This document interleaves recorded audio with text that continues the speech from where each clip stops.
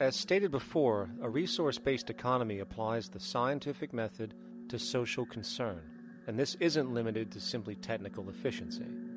It also has the consideration of human and social well-being directly and what comprises it. What good is a social system if, in the end, it doesn't produce happiness and peaceful coexistence? So it is important to point out that with the removal of the money system and the necessities of life provided, we would see a global reduction in crime by about 95% almost immediately, for there is nothing to steal, embezzle, scam, or the like. 95% of all people in prisons today are there due to some monetary-related crime or drug abuse, and drug abuse is a disorder, not a crime. So what about the other 5%, the truly violent, often seeming to some as being violent for the sake of being violent? Are they just evil people? The reason that I frankly think it's a waste of time to engage in moral value judgments about people's violence is because it doesn't advance by one iota our understanding of either the causes or the prevention of the violent behavior.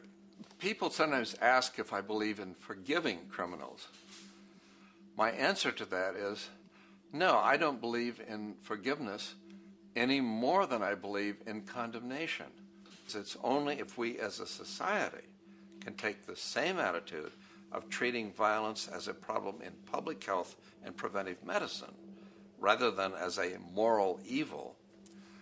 It's only when we make that change in our own attitudes and assumptions and values that we will actually succeed in reducing the level of violence rather than stimulating it, which is what we do now. The more justice you seek, the more hurt you become, because there's no such thing as justice. There is whatever there is out there. That's it. In other words, if people are conditioned to be racist and bigots, if they're brought up in an environment that advocates that, why do you blame the person for it? They're a victim of a subculture. Therefore, they have to be helped.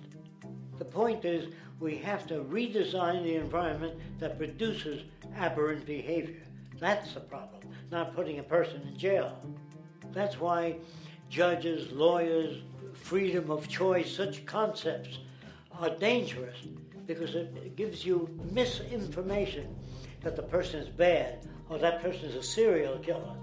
Serial killers are made, just like soldiers become serial killers with a machine gun. They become killing machines, but nobody looks at them as murderers or assassins, because that's natural. So we blame people. We say, well, this guy was a Nazi, he tortured Jews. No, he was brought up to torture Jews. Once you accept the fact that people have individual choices and they're free to make those choices, free to make choices means without being influenced. And I can't understand that at all. All of us are influenced in all our choices by the culture we live in, by our parents, and by the values that dominate. So we're influenced. So there can't be free choices.